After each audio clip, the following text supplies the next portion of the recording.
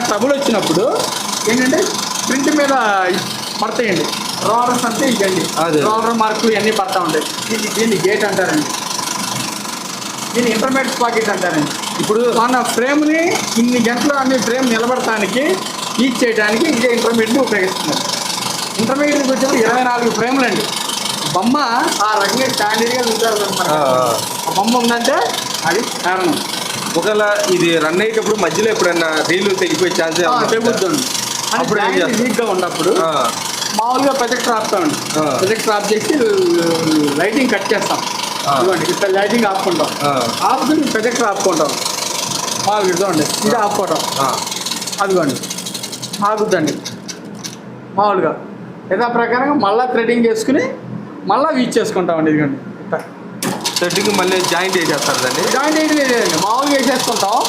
మళ్ళీ రిమైనింగ్ మీదకి వెళ్ళిన తర్వాత